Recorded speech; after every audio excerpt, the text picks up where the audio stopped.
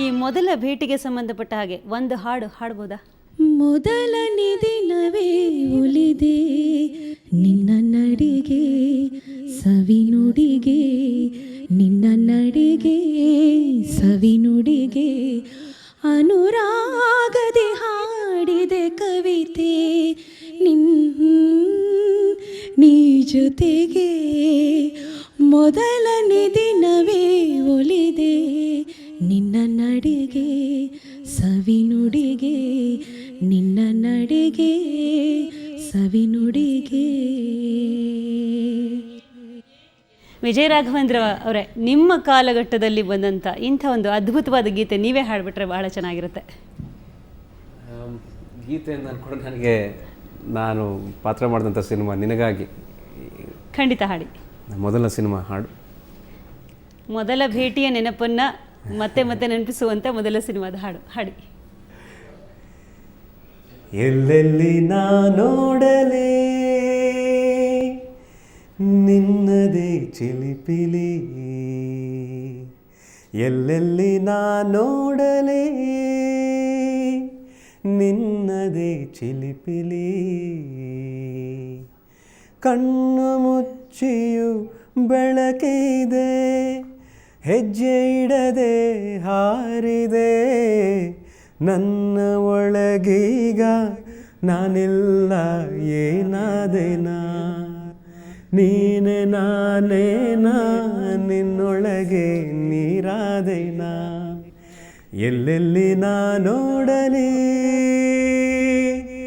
ನಿನ್ನದೇ ಚಿಲಿಪಿಲಿ, ಎಲ್ಲೆಲ್ಲಿ ನಾ ನೋಡಲಿ. ಎಂಥ ಅದ್ಭುತವಾದ ಗೀತೆಯನ್ನು ಹಾಡಿದ್ರಿ, ತುಂಬ ಚೆನ್ನಾಗಿತ್ತು ಹಾಡು. ಇನ್ನು ಮೊದಲನೇ ಭೇಟಿ ಆಯಿತು, ಇನ್ನು ಪ್ರಪೋಸ್ ಯಾರು ಮಾಡಿದ್ರು ಮೊದಲು ಅಂತ, ಯಾರು ಪ್ರೇಮ ನಿವೇದನೆಯನ್ನು ಮಾಡಿಕೊಂಡ್ರು ನಿಮ್ಮಿಬ್ಬರಲ್ಲಿ? ನಾನೇ. ನೀವೇ ಮಾಡ್ಕೊಂಡ್ರಿ? ಚೀಟಿ ಕೊಟ್ಟವ್ರೆ. ಚೀಟಿ ಕೊಟ್ಟವ್ರು. ಅವಾಗೆಲ್ಲ ಚೀಟಿ ಹಗರಣ ಅಂತ ಕರಿತಾ ಇದ್ರು, ಇದು ಅದಲ್ಲ. ಇದು ಯಾವ ಹಗರಣ ಅನ್ಬೋದು? ಇದು ಚೀಟಿಲಿ ಬಹಳ ವಿಶೇಷವಾದ ಒಂದು ಲಗ್ನ ಪತ್ರಿಕೆ ಅಂತ. ಲಗ್ನ ಪತ್ರಿಕೆ ಸಿನಿಮಾದಲ್ಲಿ ಲಗ್ನ ಪತ್ರಿಕೆ ಕೊಟ್ಟರು ಇವ್ರು ನಮಗೆ. ಇದರಲ್ಲಿ ಒಂದು ಫಂಕ್ಷನ್ಗೆ ಹೋಗಿದ್ವಿ, ಅಲ್ಲೊಂದು ಗಲಾಟೆ ಆಗಿ ನಾನು ಬಿದ್ದೋಗ್ಬಿಟ್ಟೆ. ತಕ್ಷಣ ರಾಜ್ಕುಮಾರ್ ಅವರು ಎತ್ಕೊಂಡೋಗಿ ಅಲ್ಲಿ ಒಂದು ಡಾಕ್ಟರ್ ತರಗೆಲ್ಲ ತೋರಿಸಿ ಇದೆಲ್ಲ ಮಾಡಿ ಇದು ನಂದಿ ಬೆಟ್ಟದಲ್ಲಿ ಇಳ್ಕೊಂಡಿದ್ವಿ ಎಲ್ಲ, ರೂಮಿಗೆ ಕರ್ಕೊಂಡೋಗಿ ಇದು ಮಾಡಿದ್ರು.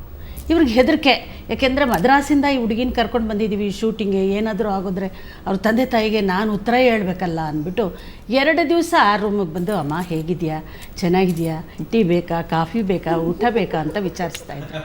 ಒಂದು ಸುಳ್ಳು ಇದರಲ್ಲಿ, ನಾನು ಅಮ್ಮ ಗಿಮ್ಮ ಅಂತ ಹೇಳಿಲ್ಲ.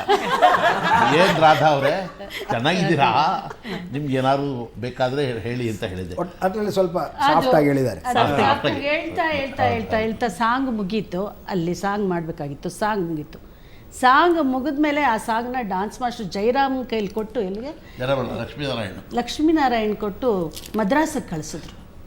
ಎಕ್ಸ್ಪೋಸ್ ನೆಗೆಟಿವ್ ಕಳಿಸಿದ್ರೆ ಅಲ್ಲಿ ಯಾರೋ ಟ್ರೈನ್ನಲ್ಲಿ ಆ ಡಬ್ಬ ನೋಡ್ಬಿಟ್ಟು, ಇದೇನು ಡಬ್ಬ ನೋಡೋಣ ಅಂತ ಹೇಳ್ಬಿಟ್ಟು ತೆಗೆದ್ಬಿಟ್ಟು ರೈಲಿಂಗ್ ನೋಡ್ಬಿಟ್ಟು, ಸೊ ಆ ಸಾಂಗು ಹೊರಟೋಯ್ತು. ರೀಶೂಟ್ ಮಾಡಬೇಕಾಗಿತ್ತು. ಮತ್ತು ಬೆಳಗ್ಗೆ ನಾವು 5 ಗಂಟೆಗೇ ಹೊರಟ್ವಿ ಕಾರಲ್ಲಿ. ಅವಾಗೆಲ್ಲ ಏನು ಅಂದರೆ ಒಂದು ಕಾರಲ್ಲಿ 6 ಜನ 7 ಜನ 8 ಜನ ತುಂಬಿಕೊಂಡು ಹೋಗ್ಬೇಕು, ಹಿಂಗೆ ಅಂಟ್ಕೊಂಡು ಹೋಗ್ಬೇಕು. ಸೊ ಈ ಕಾರಲ್ಲಿ ನಾನು, ನನ್ನ ಅಸಿಸ್ಟೆಂಟು, ಇವರು ಇನ್ನೊಬ್ರು ಕೂತ್ಕೊಂಡಿದ್ವಿ. ತುಂಬ ಅಂಟ್ಕೊಂಡು ಕೂತ್ಕೊಂಡು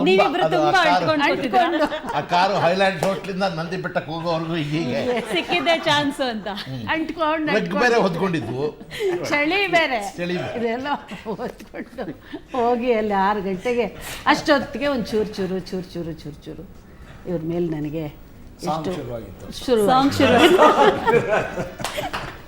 ಇವರು ಇಲ್ಲ ನೀವು ಹಾಗೆಲ್ಲ ಮಾತಾಡಬಾರ್ದು, ಹೆಂಗಸರಿಗೆ ಸ್ವಲ್ಪ ಜಾಗ ಕೊಟ್ಟರೆ ಮೈ ಮೇಲೆ ಬಿದ್ದುಬಿಡ್ತಾರೆ ಏನೋ ಅಂತ ಹೇಳಿದ್ರು. ಅಯ್ಯೋ ಯಾರೋ ವಿಷಯ ನಮ್ಮ ಹತ್ರ ಎಲ್ಲ ಯಾಕೆ ಮಾತಾಡ್ತೀರಾ ನೀವು ಅಂತ ಸೆಟ್ಟಲ್ಲಿ ಸುಮ್ಮನೆ ನೋಡ್ತಾ ಇರೋದು ಹಿಂಗೆ. ಹೌದು, ಸನ್ನೆ ಮಾತು ಅವಾಗೆಲ್ಲ ಸುಮ್ಮನೆ ಊಟ ಆಯ್ತಾ ಇಷ್ಟೇ. ತುಂಬ ವರ್ಷ ಕಾದಿದ್ವಿ ನಾವಿಬ್ರು. ತುಂಬ ಏನಾಗುತ್ತೆ ಅಂದರೆ, ಒಂದು ನಮ್ಮ ತಂದೆ ತಾಯಿಗಳದ್ದಿರಲಿ, ಅದು ಅವರು ಅವ್ರೇನು ಶೂಟಿಂಗಲ್ಲಿ ಬಂದು ನೋಡಲ್ಲ, ಅದನ್ನ ಇಲ್ಲಿ ಇಲ್ಲಿ ಎಲ್ಲ ದೊಡ್ಡ ದೊಡ್ಡ ಆರ್ಟಿಸ್ಟ್ಗಳು ಎಲ್ಲರ ಜೊತೆಲಿ ನಾನು ಡೈರೆಕ್ಷನ್ ಬೇರೆ ಮಾಡ್ತಾಯಿದ್ದೀನಿ. ಇದು ಇವನೇ ನಯಾಶ್ ಸೆಟ್ಟಿಗೆ ಬಂದುಬಿಟ್ಟು ಆ ಹುಡುಗಿ ಹತ್ರ ಅಲ್ಲೆಲ್ಲ ಹೊಡಿತಾ ಇರ್ತಾನೆ, ಶಾರ್ಟ್ ತೆಗಿಯಲ್ಲ, ಮಾಡಲ್ಲ. ಡೈರೆಕ್ಟರ್ ಅಂದರೆ ಈ ಥರ ಎಲ್ಲ ಫೇಮಸ್ ಆಗಿದ್ರಾ? ಅಲ್ಲ, ಕೆಟ್ಟ ಹೆಸರು ಬರಬಾರ್ದಲ್ವ. ಹೌದು, ಖಂಡಿತ ಖಂಡಿತ. ಐ ವಾಸ್ ತುಂಬಾ ವೆರಿ ಹೆದರಿಕೆ. ಯಾರಾದರೂ ನೋಡ್ಬಿಟ್ಟಾರೋ, ಏನಾದರೂ ಮಾತಾಡ್ಕೋತಾರೋ, ಏನು ಮಾತಾಡ್ಕೋತಾರೋ, ಏನೋ ಹೇಗೋ ಏನಾದರೂ ಅಂದ್ಬಿಟ್ರೆ ನಾವು ಹೆದರಿಕೆ ಇತ್ತು ಆಗ, ತುಂಬಾ ಹೆದರಿಕೆ. ಸೆಟ್ಟಲ್ಲಿ ಏನೇ ಕೋಪಿಸ್ಕೊಳ್ಳಿ, ಎಷ್ಟೇ ಸ್ಟ್ರಿಕ್ಟಾಗಿ ಮಾತಾಡಲಿ, ಅದ್ರ 2ರಷ್ಟು ಪ್ರೀತಿ ಆಮೇಲೆ ಕೊಡ್ತಾ ಇದ್ದೆ ನಾನು, ಯಾರು ಇಲ್ದಿರೋವಾಗ. ಯಾರು ಇಲ್ಲ, ಕಿರ್ಚ್ಬಿಡೋರು ಅಂತೆಲ್ಲ. ಸೆಟ್ಟಲ್ಲಿ ಎಷ್ಟೋ ಸಲ ನಾನು ಅಳಿಸ್ಬಿಟ್ಟಿದ್ದಾರೆ, ಸೆಟ್ಟಿಂದ ಗಿಟಾರ್ ಒಟ್ಟೋಗು ಆಚೆ ಅಂತೇಳಿ. ಅಲ್ಲ, ಯಾವುದೋ ಒಂದು ಡೈಲಾಗ್ ಹೇಳಬೇಕಾಗಿತ್ತು, ಇಲ್ಲಿ ತಲೆ ಹಿಂಗೆ ಅಲ್ಗಾಡಿಸ್ಕೊಂಡು ಹೇಳ್ತಾನೆ ಇಲ್ಲ. ನಾನು ಹೇಳಿದೆ, ಎಲ್ಲಿಂದ ಕರ್ಕೊಂಬರ್ತಾರೆ ಇವೆಲ್ಲ ಅಂದ್ಬಿಟ್ಟು. First go and practice the dialogue, then come to the set ಅಂತ. ರಾತ್ರಿ 10 ಗಂಟೆ ಮೇಲೆ ನಡೀತಿದೆ ಶೂಟಿಂಗು. ಓಕೆ, ಅವರೆಲ್ಲ ಹೇಳ್ಬಿಟ್ಟು ಮಹಾ ಕೋಪಿಷ್ಟ ಅವನು, ಹಾಗೆ ಹೀಗೆ ಅಂತೆಲ್ಲ ಹೇಳಿದ್ರು. ಆಮೇಲೆ ಚೆನ್ನಾಗಿ ಪಾಠ ಮಾಡಿದ್ಲು. ಆಮೇಲೆ ಮಾರನೇ ಸಹ ಹೇಳಿದೆ, ನೋಡು ನಾನು ಬೈದಿಂದ ನೀನು ಚೆನ್ನಾಗಿ ಪಾಠ ಮಾಡಿದೆ, ಇವಾಗ ನೀನು ಚೆನ್ನಾಗಿ ಪಾಠ ಮಾಡಿದ್ದಕ್ಕೆ ಏನು ಬೇಕು ಹೇಳು, ನಾನು ಕೊಡಿಸ್ತೀನಿ ಅಂತ ಹೀಗೆಲ್ಲ. ಅವಳು ಮೈಸೂರಿಗೆ ಬಂದಾಗ ಇಂದ್ರಭವನ್ ಹತ್ರ ನಿಲ್ಲಿಸಿದ್ರೆ ಕಾರ್ನ, ಹೀಗಿದೆಲ್ಲ ಅದು ಏನು ಅಂತ ಕೇಳಿ ಅವಳು ಮರ್ತೋಗ್ಬಿಟ್ಟಿದೆ ಚಿರೋಟಿ. ಆ ಚಿರೋಟಿನ ನಾನು ತೆಕ್ಕೊಡೋದು ಇವಳಿಗೆ ಅವಾಗ. ಹಾಂ, ಅಂದರೆ ಲೆಕ್ಕ ಇಟ್ಕೊಂಡಿರೋಳು, ನೀವು 3 ಸತಿ ಕೋಪಿಸ್ಕೊಂಡಿದ್ದೀರಾ ಅಂತ. 3 ಚಿರೋಟಿ. ಅದಕ್ಕೆ 3 ಚಿರೋಟಿ ಅಂತಂತಂದರೆ ಇಲ್ಲ ಎಲ್ಲ ಅದು ಒಂದರಲ್ಲೇ ಮುಗಿಸ್ಬೇಡಿ, ಒಂದು ಚಿರೋಟಿ ಇನ್ನೇನಾರು ಅಂತ ನೋಡು.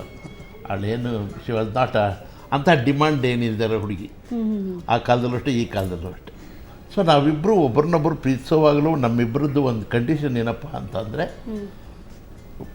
ಇಬ್ಬರ ಮನಸ್ಸು ಒಪ್ಪಿ. ಏನು ಕಂಡೀಷನ್ ಅಂದರೆ, ನಮ್ಮ ಸುಖ ಅನ್ನೋದನ್ನು ನಾವು ನಮ್ಮ ಮನೆಗಳನ್ನು ಒಂದು ಲೆವೆಲ್ಗೆ ತಂದ ಮೇಲೆ ನಾವು ಮದುವೆ ಮಾಡ್ಕೋಬೇಕು ಅಂತ. ಯಾಕಂದ್ರೆ ನನಗೆ ತಂಗಿ ತಮ್ಮ ಎಲ್ಲ ಇದ್ದಾರೆ, ಇವ್ರಿಗೂ ಇದ್ದಾರೆ. ಸೊ ಆಗೆಲ್ಲ ಪ್ರೀತಿಸಿ ಮದುವೆ ಆಗೋಗಿದ್ದಾರೆ ಅಂದರೆ ಮನೆ ಬೇರೆಯವ್ರನ್ನೆಲ್ಲ ಯಾರು ಮದುವೆ ಆಗೋದಿಲ್ಲ. ಅಲ್ಲ, ಮುಂದಕ್ಕೆ ಇವ್ರ ತಂಗಿರು ತೊಂದರೆ ಆಗ್ಬೋದು, ನನ್ನ ತಮ್ಮಂದ್ರು ತಂಗಿರು ತೊಂದರೆ ಆಗ್ಬೋದು, ಇದೆಲ್ಲ ದೃಷ್ಟಿ ಇಟ್ಕೊಂಡು ನಾವು ಇಷ್ಟು ಜನಕ್ಕೂ ಒಂದು ಇದು ಮಾಡೋವರೆಗೂ ಮದುವೆ ನೆಲೆ ಕಲ್ಪಿಸೋವರೆಗೂ ನಾವು ಮದುವೆ ಆಗಬಾರ್ದು ಅಂತ ನಮ್ಮ ಕಡೆ. 67ನೇ ಇಸ್ವಿಲಿ ಇವಳನ್ನು ಪ್ರೀತಿಸ್ಬಿಟ್ಟು 73ನೇ ಇಸ್ವಿ ತನಕ ಕಾಯ್ಕೊಂಡು ನಮ್ಮಪ್ಪ ಒಂದು ಮದುವೆ ಊಟದಲ್ಲಿ ಕೂತ್ಕೊಳ್ಳೋ ಸಂದರ್ಭದಲ್ಲಿ ಗಂಡು ಹೆಣ್ಣು ಕೂರಿಸ್ತಾರೆ, ಗಂಡ ಹೆಣ್ತೀರ್ನ. ನಮ್ಮಲ್ಲಿ ಸಂಪ್ರದಾಯದ ಬೀಗರಾವತನದಲ್ಲಿ ಇವಳು ಕೂತ್ಕೊಂಡ್ಬಿಟ್ಟಿದ್ದಾಳೆ. ನನಗೆ ಅಲ್ಲಿ ನಮ್ಮಪ್ಪನೇ ಒಂದು ಲೈನಲ್ಲಿ ಕೂತಿದ್ದಾರೆ, ನಾನು ಕೂತ್ಕೊಳ್ಳೋದು ಅವ್ರು ಎದ್ದೋಗೋದು. ಅವಾಗ ಎಷ್ಟು ಅವಮಾನ ಆಗುತ್ತೆ, ತಂದೆ ಮನಸ್ಸು ನೋವು ಮಾಡಿದಾಗತ್ತಲ್ಲ ಅಂತ. ಸರಿ, ಎಲ್ಲರೂ ಎಷ್ಟೆಷ್ಟೋ ಹೇಳಿದ್ರು, ನೀವು ಕೂತ್ಕೊಂಡ್ಬಿಡು ಅಂತ. ಇಲ್ಲ, ನಾನು ಬಿಡಲ್ಲ. ಆಮೇಲೆ ಸೀದಾ ನಮ್ಮ ತಂದೆ ಹತ್ರ ಹೋಗಿ ಹೇಳಿದೆ. ನಮ್ಮ ತಂದೆನ ಭಾವ ಅಂತ ಕರಿತಾಯಿದ್ವಿ ನಾವೆಲ್ಲ, ಯಾಕೆ ನಮ್ಮ ಚಿಕ್ಕಮ್ಮಂದ್ರ ಅಭ್ಯಾಸ. ಭಾವ, ನೀನು ಅವಮಾನ ಪಡೋದು ತಲೆ ತಗ್ಗಿಸ್ಕೊಂಡು ಊಟ ಮಾಡಬೇಕಾಗಿಲ್ಲ. ನಾನು ನಿನ್ನ ಮಗನೇ, ನೀನು ಹೇಳಿದ್ದೆ ಕೇಳ್ತೀನಿ. ನೀನು ಈ ಥರ ಹೀಗೆ ಬೇಜಾರು ಮಾಡ್ಕೊಂಡು ಊಟಕ್ಕೆ ಕೂತ್ಕೊಬೇಡ, ನೀನು ಹೋಗಿ ಅವಳ ಪಕ್ಕದಲ್ಲಿ ಕೂತ್ಕೊಂಡು ಊಟ ಮಾಡು ಅಂತ. ಯಾರೂ ಊಟ ಮಾಡೋಕ್ಕಾಗಲಿಲ್ಲ. ನಮ್ಮ ತಂದೆ ಒಪ್ಕೊಂಡಿದ್ದಿದೆಯಲ್ಲ, ಎಲ್ಲರಿಗೂ ಇಷ್ಟು ಸುಖಾಂತವಾಗಿಬಿಡುತ್ತೆ ವಿಷಯ ಅಂತ ಗೊತ್ತಿರಲಿಲ್ಲ. ಆ ರೀತಿ ದೊಡ್ಡವರ ಆಶೀರ್ವಾದ ನಮಗೆ ಸಾಕಷ್ಟು ದಿನಗಳಾದ ಮೇಲೆ ಯಾವ್ದಾದ್ರು ಸಣ್ಣ ಗಲಾಟೆ ಆಗ್ಬಿಟ್ರೆ, ಸೆಟ್ಟಲ್ಲಿ ಏನಾದ್ರು ಕೋಪಿಸ್ಕೊಂಡ್ಬಿಟ್ರೆ ಇವ್ರು ತಕ್ಷಣ ಹೋಗಿ ರಾಜ್ಕುಮಾರ್ ಕಂಪ್ಲೇಂಟ್ ಮಾಡ್ಬಿಡೋದು. ಎಲ್ಲದಕ್ಕೂ ಹೀಗೆ ಹೇಗ್ಬಿಡ್ತಾರೆ, ಎಲ್ಲರಿಗೆ ಹೇಗೆ ಮಾಡ್ತಾರೆ. ಅವ್ರು ನನಗೆ, ಯಾಕೆ ಪ್ರೀತಿಸ್ತಾ ಇದ್ದೀರಿ, ಎಲ್ಲ ಇದೆ, ಕೋಪಿಸ್ಕೊಳ್ಳೋದು ಯಾಕೆ ನೀವು ಅನ್ನೋದು. ನಾನು ಕೆಲಸದಲ್ಲಿ ಕೋಪಿಸ್ಕೊಂಡ್ರೆ ಏನು ತಪ್ಪಣ್ಣ, ನೀವೇ ಹೇಳಿ ಅಂತ ನಾನು ಹೀಗೆ ನಡ್ಕೊಂಡು ಬಂತು ಬೇಕಾದಷ್ಟು ದಿವಸ. ನಿಮ್ಮಿಬ್ಬರ ಮಧ್ಯೆ ನೀವು ಛೇಡಿಸ್ಕೊತಿರ್ಲಿಲ್ವಾ, ರೇಗಿಸ್ತಿರ್ಲಿಲ್ವಾ? ಯಾರ ಬಿಗಿನಿಂಗಲ್ಲಿ, ಪ್ರಾರಂಭದಲ್ಲಿ ನೀವಿಬ್ಬರು? ಎಲ್ಲಮ್ಮ ಪುರುಸತ್ತು. ಅವ್ರೊಂದು ಕಡೆ ಶೂಟಿಂಗು, ನಾವು ಒಂದು ಕಡೆ ಶೂಟಿಂಗು. ನಾನು ಮೈಸೂರಿಂದ ಹೊರಟ್ರೆ ಇವಳು ಮದ್ದೂರು ಸಿಗೋಳು, ಆ ಕಡೆಯಿಂದ ಬರ್ತಾ ಇರೋಳು. ನಾನು ಮೈಸೂರಿಂದ ಮಂಗಳೂರಿಗೆ ಹೋಗ್ತಾಯಿದ್ರೆ ಮರ್ಕೆರೆಯಿಂದ ಬರ್ತಾ ಇರೋಳು. ಒಂದೇ ಹೋಟ್ಲಲ್ಲಿ ಬೆಂಗಳೂರಲ್ಲಿ ಅವಳೊಂದು ಕಂಪ್ನಿ ರೂಮು, ನಾನೊಂದು ಕಂಪ್ನಿ ರೂಮು. ಹೈಲ್ಯಾಂಡ್ಸಲ್ಲಿ ಆಗೆಲ್ಲ ಸಿನಿಮಾದವರೆಲ್ಲ ಹೈಲ್ಯಾಂಡ್ಸಲ್ಲಿ ಇಳ್ಕೊತಾ ಇದ್ರು. ಇವರೊಂದು ಬೇರೆ ರೂಮು, ನಾನು. ಸಂಜೆ ಆದಮೇಲೆ ಒಂದು ಆಟೋ ರಿಕ್ಷಾ ತಗೊಂಡು ಕಮರ್ಷಿಯಲ್ ಸ್ಟ್ರೀಟ್ಗೆ ಹೋಗ್ತಾ ಇದ್ರು. ಅಲ್ಲಿ ಜನ ಯಾರು ನೋಡ್ತಾ ಇರಲಿಲ್ಲ ಸಿನಿಮಾ. ಕಮರ್ಷಿಯಲ್ ಸ್ಟ್ರೀಟ್ಗೆ ಹೋಗಿ ಅಲ್ಲೆಲ್ಲ ಸುತ್ತಾಡ್ಕೊಂಡು ಅಲ್ಲೆಲ್ಲಾದ್ರೂ ಊಟ ಮಾಡಿ ಮತ್ತೆ ಆಟೋದಲ್ಲೇ ಬಂದು ನನ್ನ ಬಿಟ್ಬಿಟ್ಟು ಇವರು ಅಲ್ಲೇ ಅದೇ ಹೋಟೆಲು ತಕ್ಷಣ ಇಳಿಯೋಂಗಿಲ್ವಲ್ಲ, ಆಚೆ ಇಳಿದು ಬಿಡವೆ, ಇವಳೊಳಗೆ ಹೋಗಿ ಇಳಿಯೋಳು. ಆಮೇಲೆ ಮೆಲ್ಲಿಗೆ ಬಂದು ನಾನು ಮಾಡಿ ಹತ್ಕೊಂಡು ಹೋಗೋದು. ಮೆಲ್ಲಗೆ ನಡೆ ಮೆಲ್ಲಗೆ ಅಂತ ನೀವು ಮೆಲ್ಲಗೆ ಇಬ್ರು ಭೇಟಿ ಮಾಡ್ಕೊತಾ ಇದ್ದೀವಿ. ನಮಗೆ ಒಂದು ಸಮಾಜನ ಎದುರು ಹಾಕೊಳ್ಳೋ ಶಕ್ತಿನೂ ಇರಲಿಲ್ಲ. ತಂದೆ ತಾಯಿಗಳನ್ನು ಕಳ್ಕೊಳ್ಳೋದಕ್ಕೆ ಒಂದು ಗೈನ್ ಇಸ್ ಅ ಲಾಸ್ ಅಂತ ಇವಳಿಗಾಗಲಿ ನನಗಾಗಲಿ ತಂದೆ ತಾಯಿಗಳನ್ನ ಕಳ್ಕೊಳ್ಳೋಕ್ಕೂ ನಮ್ಗೆ ಇಷ್ಟ ಇಲ್ಲ. ಯಾಕೆಂದರೆ ನಾವಿಬ್ಬರು ಸ್ವಾರ್ಥ ಆಗಿ ಅದು ಆ ಥರ ಆಗಿ ನಾವು ಬದುಕಿ ಏನು ಮಾಡಬೇಕಾಗಿದೆ, ಆ ದೃಷ್ಟಿನ ಯೋಚನೆ ಮಾಡಿ ನಾವು ಸೇಫ್ ಆಗೋವರೆಗೆ ಎಲ್ಲ ಕಡೆಯಿಂದ ಒಪ್ಪಿಗೆ ಬರೋ ಹಾಗೆ ಬಂದು ಇವತ್ತೂ ನಮ್ಮ ತಂದೆ ಕೊನೆಲ್ಲ ತನಕ ಅವ್ರಿಗೆ ಆರೋಗ್ಯ ಚೆನ್ನಾಗಿರೋವಾಗ ಇವಳೊಬ್ಬಳು ಮಾತೇ ಅವ್ರು ಕೇಳ್ತಾ ಇದ್ದಿದ್ದು. ನಿಮ್ಮ ಕಾಲದಲ್ಲಂತೂ ನೀವು ರೇಗಿಸ್ಲಿಲ್ಲ, ಒಬ್ರನ್ನೊಬ್ರು ಚೇಷ್ಟೆ ಮಾಡ್ಕೊಳಕ್ಕೆ ಪುರ್ಸೊತ್ತಿರಲಿಲ್ಲ ಅಂತ ಹೇಳಿದ್ರಿ.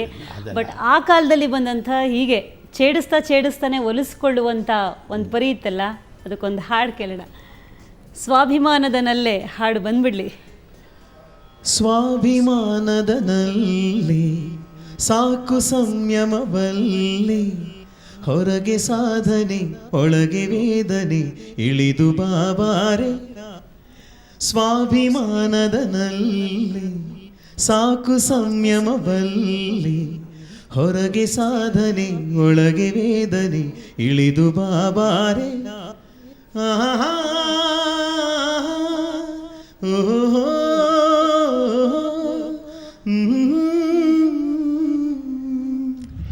ರೇಡಿಯೋ ಜೊತೇಲಿ